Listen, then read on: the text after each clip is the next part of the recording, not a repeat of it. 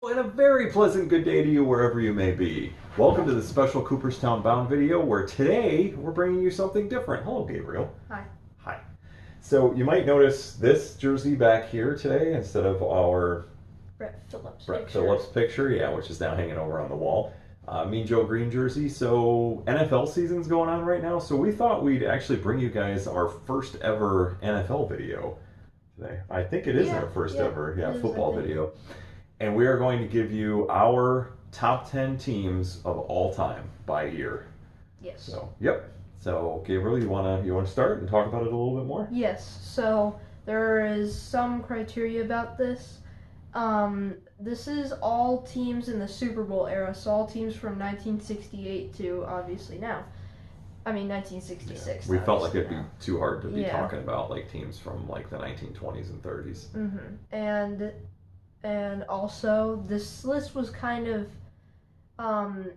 we had these teams in where they are based off of point differential, which is basically how many points they scored minus how many points they gave up, and also like their teams on paper, so who their good players were, their record, and how they did in the playoffs.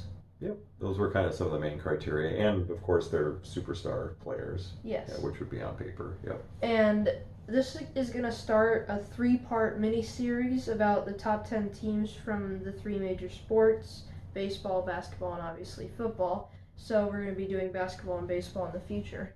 So we're going to get it started. We have 3 honorable mentions, and the first one is probably the weakest honorable mention, and that is the 2000 to 2001 Baltimore Ravens. The Baltimore Ravens in 2001 to 2001, they were a defensive first team. They had a good offense, but their defense was one of the best of all time.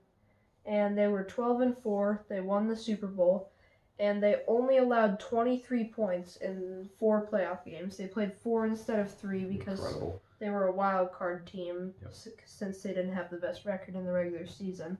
But still, that's insane.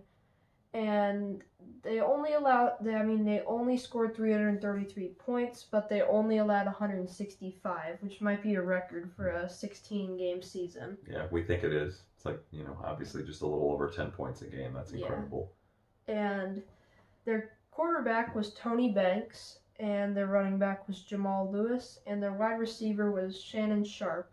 And all of these players are based off of the yardage they had. So, like, obviously each team has 3 wide receivers and a tight end, but out of those players, the one player with the most receiving yards would be the guy that we would put on here. Yep. Now, for defense, obviously they were led by Ray Lewis, who's one of the greatest defenders of all time, and they also had an aging former star, Rod Woodson, who I'm pretty sure played for the Steelers. He did. In the 90s. Played for the Steelers in the 90s and anchored a great Steelers defense in the 90s. Yes. So. And Hall of Famer. And obviously Ray Lewis is a Hall of Famer. Yeah. So that is the first honorable mention, and now he's going to explain the second one. So the second honorable mention, this team, kind of near and dear to my heart growing up in upstate New York, but in this team, actually, we were talking about maybe putting them in the top 10, and we looked at what they did during the regular season, and they played in a lot of really close games in the regular season. They didn't have a lot of blowouts. They won a lot of games like 27-17 or 20-17.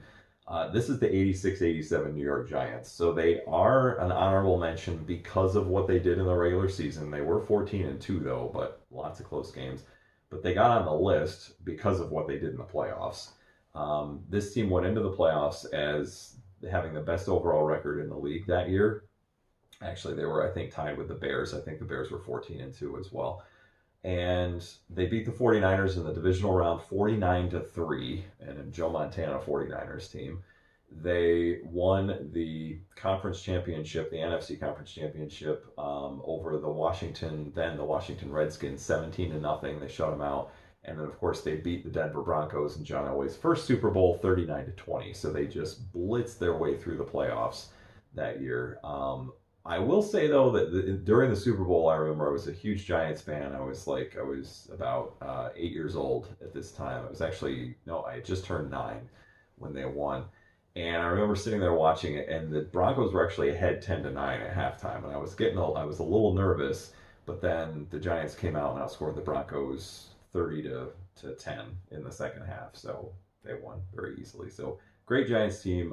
Phil Simms is the quarterback. They had a really underrated running back in Joe Morris, who's a smaller guy but really powerful. And their leading receiver was tight end Mark Bavaro, but they also had Phil McConkey, who I really liked as well. So, okay. And I just like to say his name, Phil McConkey. All right. Gabriel's going to give us our last honorable mention and our really kind of our first place honorable mention. Yeah.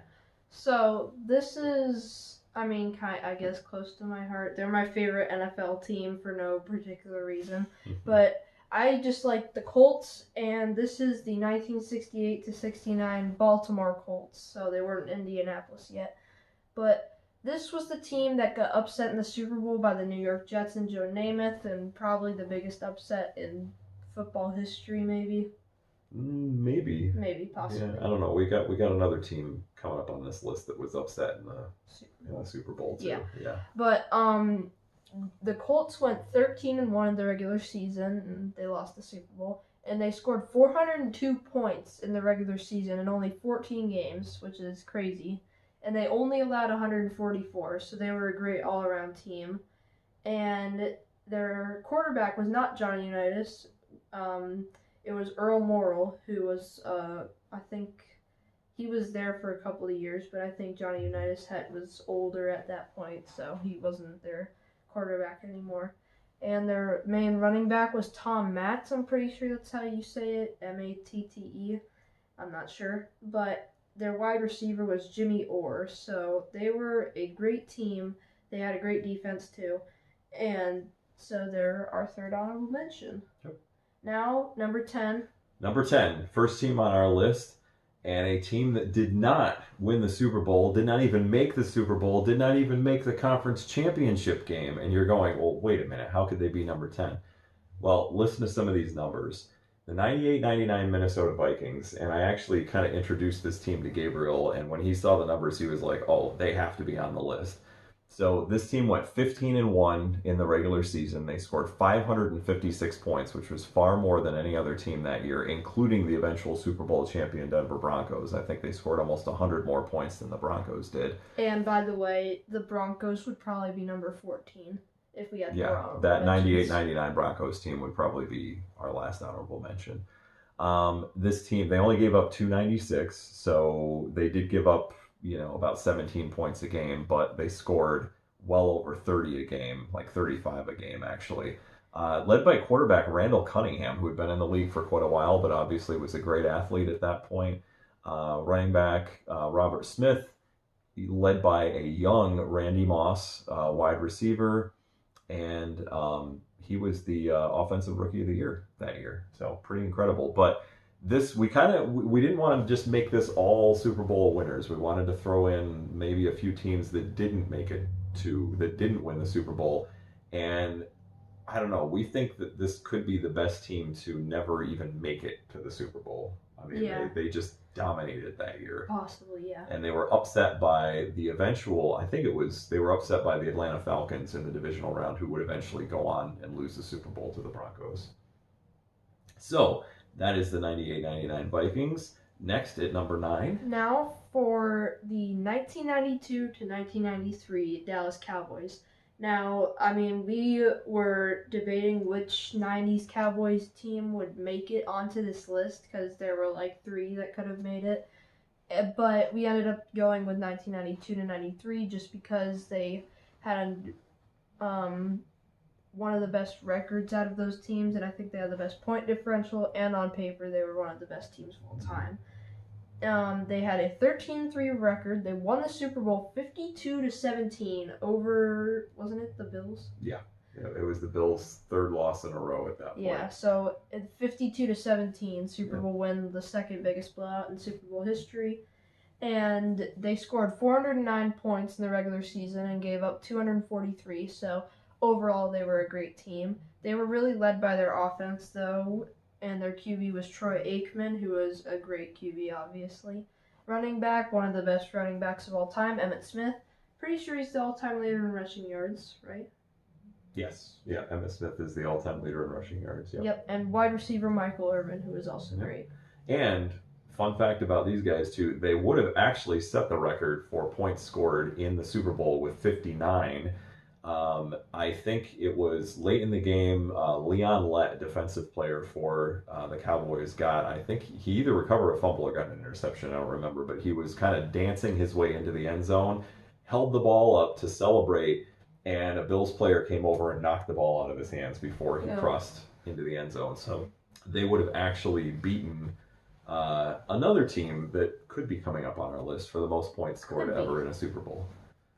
So, and now, number 8? Mm-hmm. All right, so number 8, we have another 90s team here. It's not all going to be 90s, though, we promise.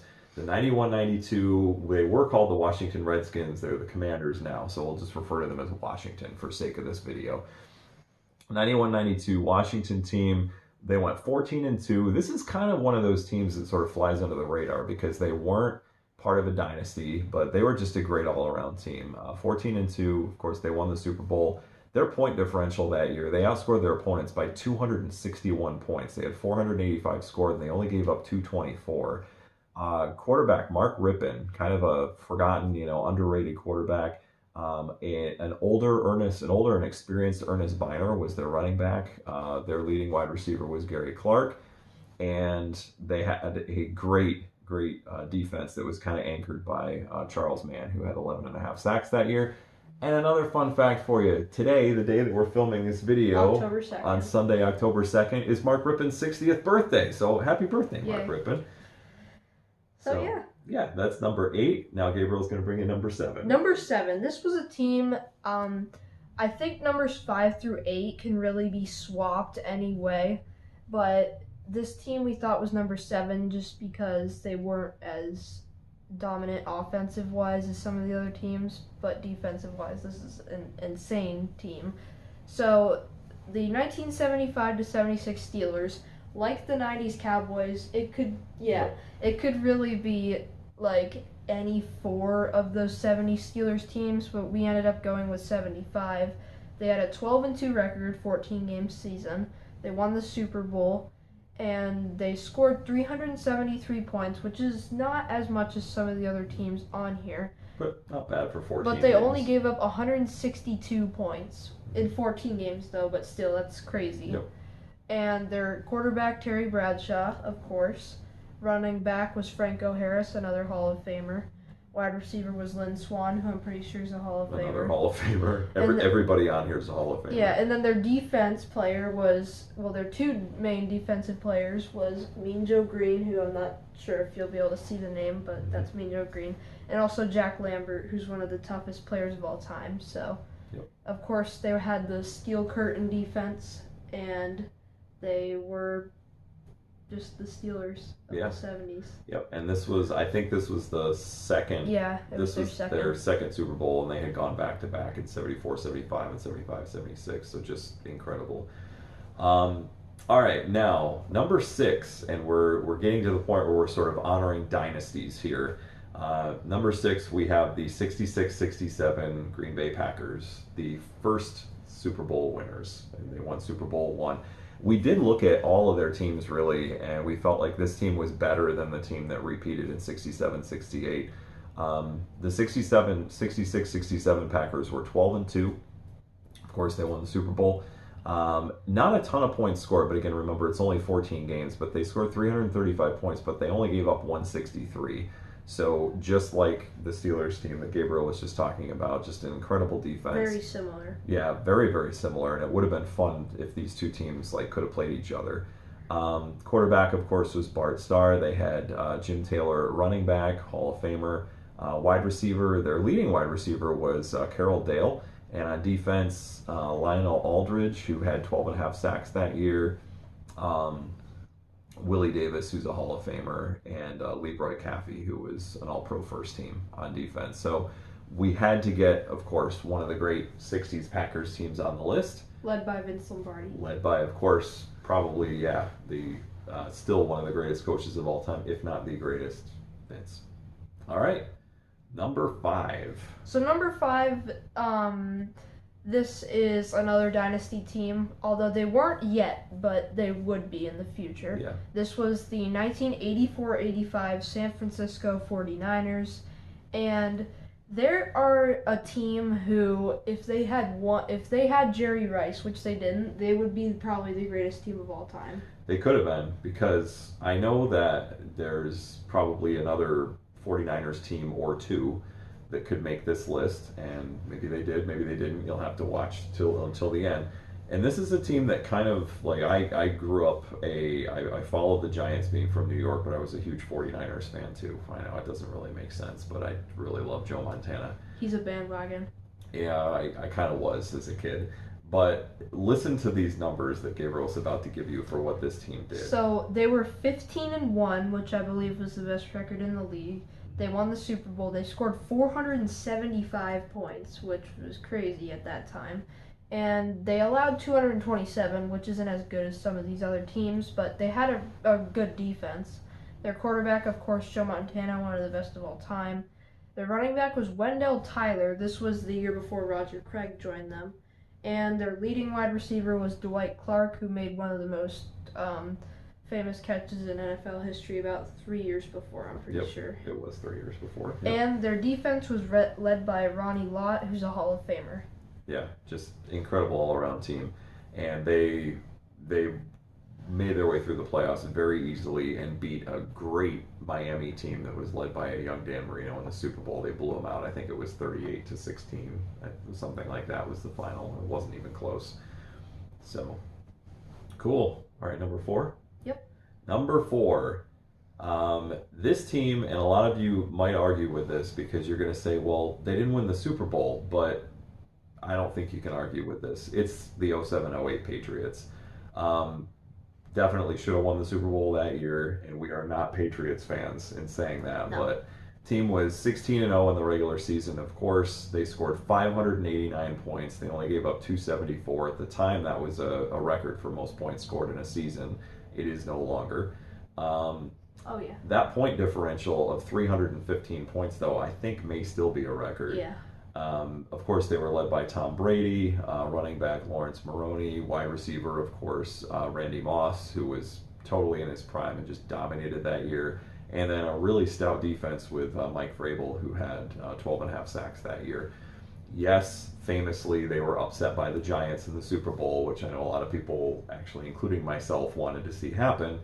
But you can't not put this team on the list. This is the greatest team to never win a Super Bowl, in our opinion. Two words to trigger a Patriots fan: helmet catch. Yes, yeah, David Tyree's helmet catch. Yes. All right, so now with number 3, and here's where we really get into kind of the nitty gritty. So, number 3, another team that has been on the list already, but this is the 1989 to 1990 San Francisco 49ers. Now, most people say that the 84 team to 85 team could be better, and you could really switch either, but we just felt like this team is better because they absolutely demolished everyone in the playoffs, and they had a better team on paper. And they went 14-2 in the regular season. They won the Super Bowl 55-10 over the Denver Broncos, which is the highest point total out of any team in the Super Bowl history. Thank you, Leon Lett, for holding the ball out and getting it knocked away in 93. And they outscored their opponents in the playoffs by 100 points. Yeah. So, which is crazy. It was, 41-13, 30-3, and 55-10. Yeah, were their playoff scores. I mean, nobody got close that year. Yeah. So, they scored 442 points, which is amazing. They allowed 253, which is not as good as these other teams. The 49ers were an offensive first team. Quarterback, of course, Joe Montana. Running back, Roger Craig. Wide receiver, Jerry Rice. And their defense was actually very underrated this year. I mean, they still allowed points, but not terrible. They were led by Charles Haley, who had 10.5 sacks that year, and also Ronnie Lott, who was on the 84 team.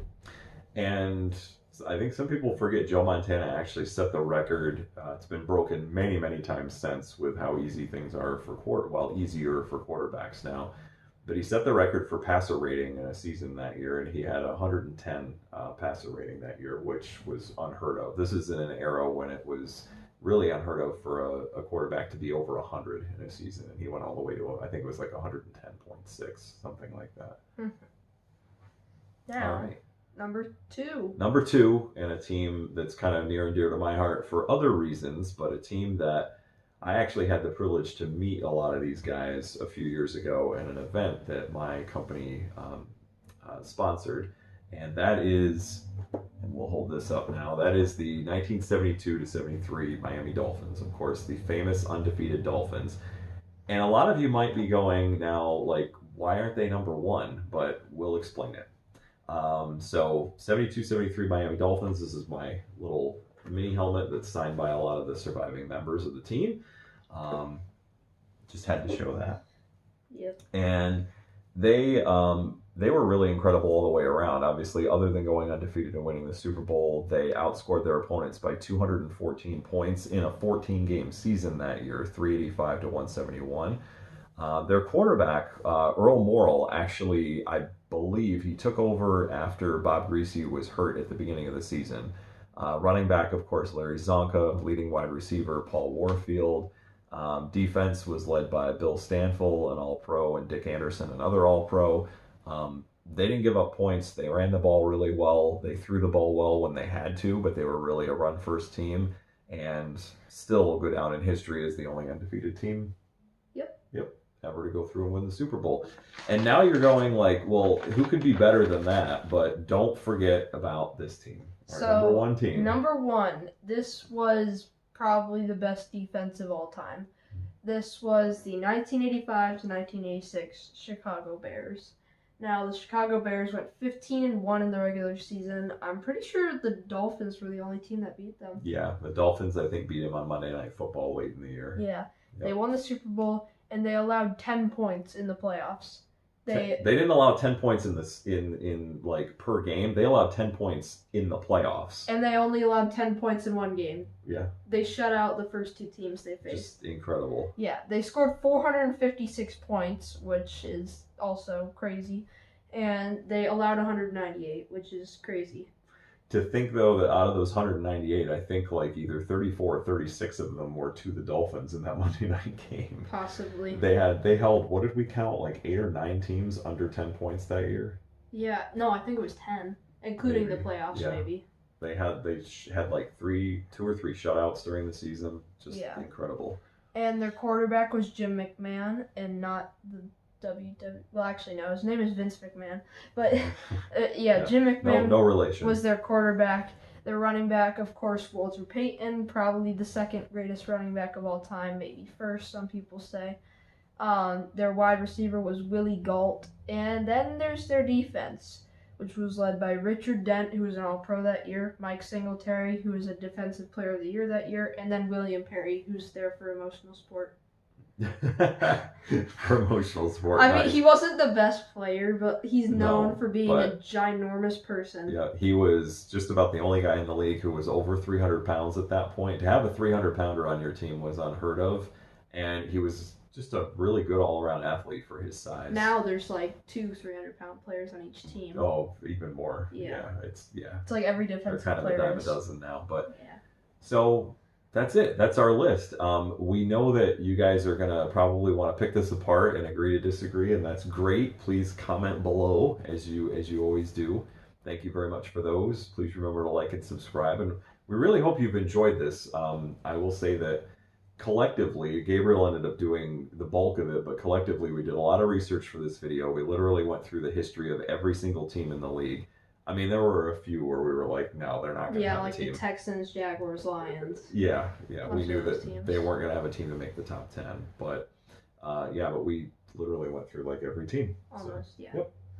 Have any final thoughts, Gabriel? No. No? Okay. So, we will we'll look forward to seeing everybody next time. We hope everybody's staying happy and healthy and enjoy the NFL season along with the baseball playoffs. We'll see you soon.